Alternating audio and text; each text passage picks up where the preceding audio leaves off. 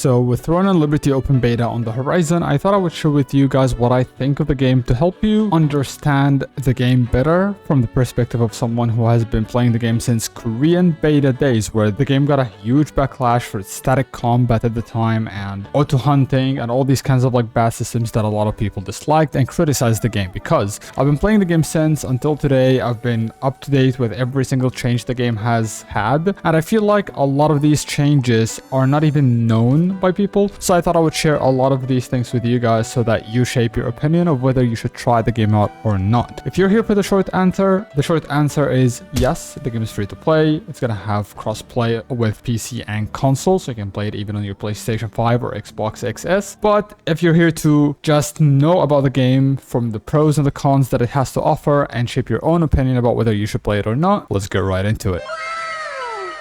So first off, the number one thing that I like about it would be the core of MMOs. And what I mean by that is this game captures the core of MMOs when you used to play with a lot of players, guild-oriented, party-oriented, and all that kind of stuff. But don't let that dishearten you, because I know that a lot of people might think, well, that means it's not for me because I'm a solo player or this and that. The game, over the couple months since it released in Korea, they have been adding content to keep even solo players engaged. However, I have to fully admit and be fully honest here, if you are a quote-unquote solo player or a casual player, that's totally fine, but I still recommend you join a guild regardless, a guild that fits your play style. There are guilds that are made for casuals, there are guilds that are for people that just want to play solo and chill, and there are guilds, of course, that are semi-hardcore or hardcore, regardless of PvE or PvP. The game can cater to both, and you can play the game fully PvP or fully PvE. Obviously, as a PvP player, you still have to do some PvE like every other MMO, but as a PvE player, you can play the game fully without even having to touch PvP ever. The only difference here is that if you are playing PvE as a PvE player, you simply need to avoid the PvP events and go to those same events if you want to do them at any point when they are PvP, as the game rotates between PvP and PvE, which I'll touch on later. So the reason you should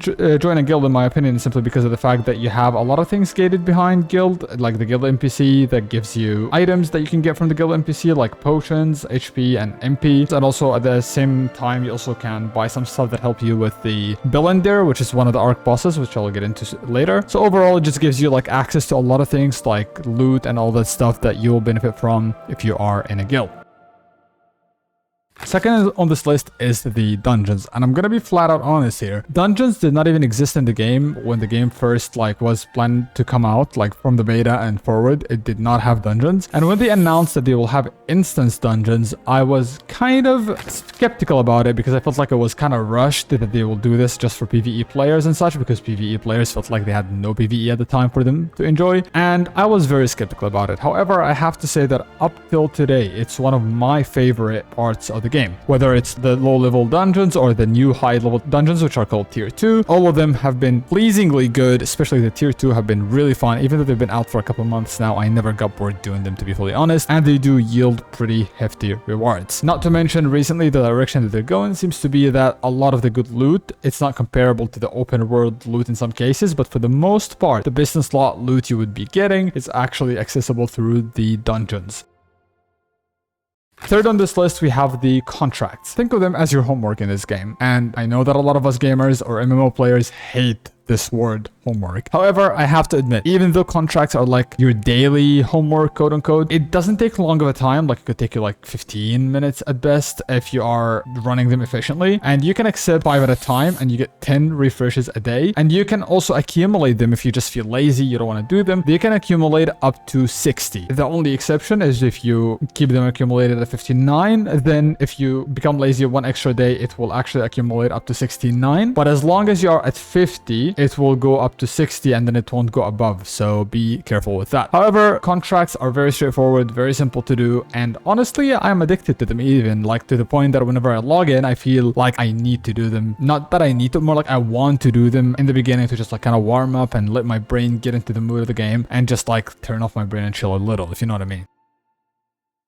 Contracts aside, we have also open world dungeon. Open world dungeon as an idea has been great to me even before the game launched, and I absolutely love the idea of it. Open world dungeon is kind of like your mastery grind, because weapons have mastery in this game that you need to grind later down the line. And you can also grind Solent, which is the in-game currency, and most importantly, it has PvP at night for people that want to engage in some PvP, especially that places like Soradoma Island has PvP at night. And not only that, but it also has some chests that spawn at night that are actually competitive for a lot of guilds because of the fact that it gives you like dungeon entries, it gives you extra points for your open world dungeon grind and all that kind of stuff. Not only that, but also it has in-game drops that you can get for some classes, some weapon choices. There are some best in slot items in there that you can grind anytime in the day. If you don't want to PvP at all, you can just go there through the day instead of night time in game, and you will just grind without any interruptions and you can get lucky. And even if you don't get the item you want, you could get lucky enough to drop an item that is worth selling on the marketplace for Lucent. Lucent being the cash shop currency, and we will touch on that later as well. And on top of all of that, if you have nothing to do, you still have the weekly contracts as well, which are like your daily contracts, but those are weekly, and you get 6 a day for each single open world dungeon in the game, which are 4 open world dungeons at the moment. And those are basically a fun place to just like go mindless grind or even do some PvP at night and get good results out of.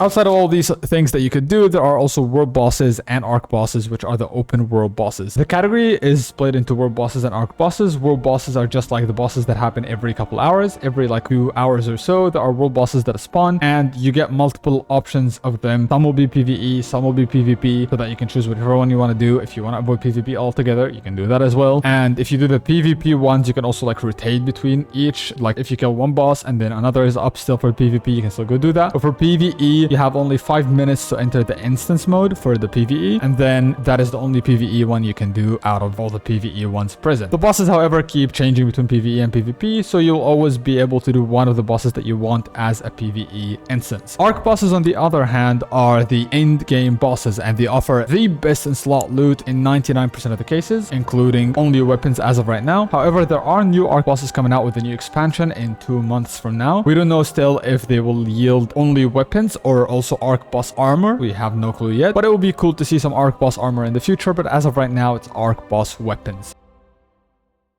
There is also Boonstones and Riftstones, which is basically, think of them as the node wars of BDO, or like any of the GVG content that is just very competitive and very crucial to your guild, as they yield a lot of bonuses to your guild, whether it's like stat bonuses or also like item bonuses. Because if you capture the Riftstone, for example, you get 1 extra boss a day from that Riftstone. That basically yields more loot for the guild, which will give you better loot or long-term loot overall. And recently, they also added the cross-server PvP, which is accessible if you own a Boonstone or a Riftstone. I think it was 2 times, which means like twice in a row. And if you do that, then you will get access to something called cross-server PvP, where you will PvP against guilds from other servers. And those cross-server PvPs are extremely important, as they give you items to unlock more traits on your weapon or gear. And also they give you Lucent and Solent, as I mentioned, being the cash shop currency and the in-game currency. So those are very competitive. You get them every 5 days, and the other one is every 6 days, if I remember correctly. But overall, you do get them once or twice a week, and it's now changed to 1v1, as it was zergable in the past, and people complain about zergs. So if you are worried that you would have to deal with zergs and such when it comes to these things, they have changed that all already. You fight 1v1 on each bone or on each rift, so you shouldn't worry about that at all.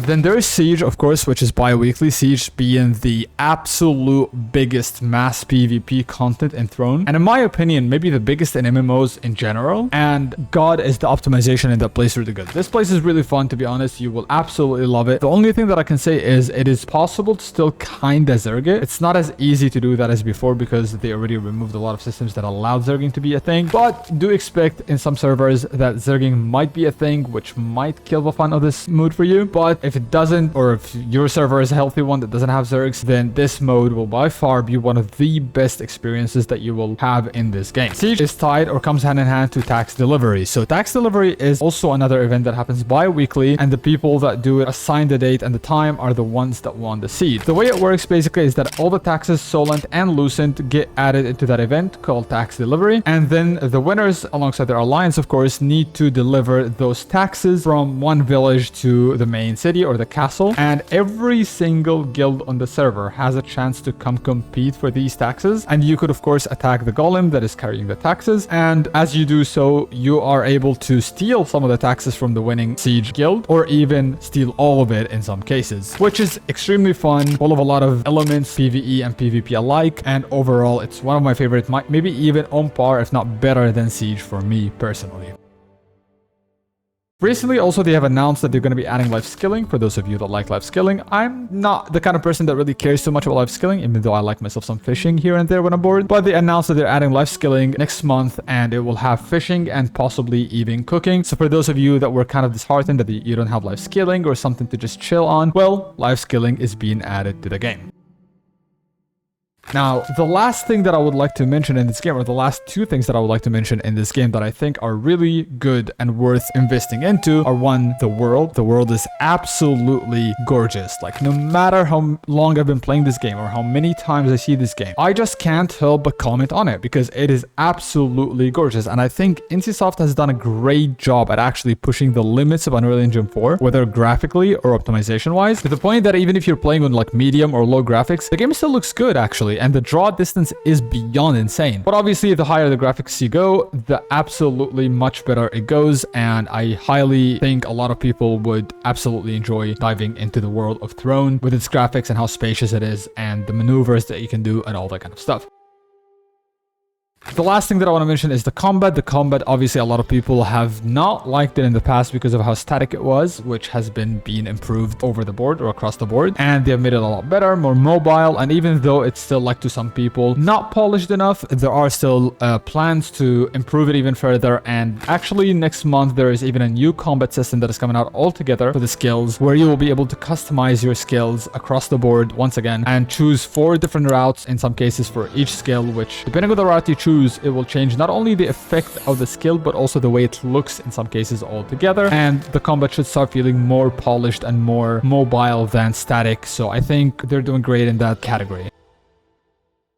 Now that we're done with the good, let's go with the bad. So honestly, I don't think I can mention much bad about the game, but the only 2 things that I have on my list of bad things that you should be aware of, one, as of right now, would be the balance, even though that is supposedly going to change starting next month with the new skill changes and all that stuff. However, as it stands right now, the reason I'm mentioning it, because this is going to be something that you will witness in the beta, the balance is sadly not the best at the moment, not even close, and in some cases absolutely broken, even in cases of like Sword and Shield or stuff like that. So I have to mention that you need to be aware that the balance is not in a good state at the moment. However, we're hoping that this is something that is going to change in the future, especially with the new changes that are coming out in the future with the systems and the skill system and the gearing system even. It might possibly look better or brighter in the future. The second thing in this list is pay to win. And let me touch down a little bit on pay to win, because is this game pay to win? Hell yes, it is. Simply put, it is. But the good thing is, even as a free-to-play player, if you are playing from day one and joining a good guild and actually competing and putting in the hours, the gap between the pay to win and the free to play the first 3 to 4 months is non-existent completely. You can be on par, if not even higher than pay to win players early on in the game easily, as long as you know what you're doing, you're joining a good guild and you're putting in the hours. It's really, really, really good to compete against pay to win as a free to play player. As the months go by, the gap starts stretching further if you are not putting in the hours. If you're putting in the hours still and you are in a good guild, you are able to compete. Yes, you will be weaker than a pay to win, but not to the point that you can't actually compete and fight in the game. You will be able to do all the content and compete just fine as long as you're putting in the hours. But the moment you take like a long break, let's say like a month break or something, and you come back as a free-to-play player, that's when things can be a little rough. But I'm hoping to see some more improvements in the future regarding pay to win. They have already been adding a lot of improvements that made pay to win a little less impactful than it was from the beginning, and they seem to be going in the direction where they want it to be even less impactful in the future. So we have yet to see. But yeah,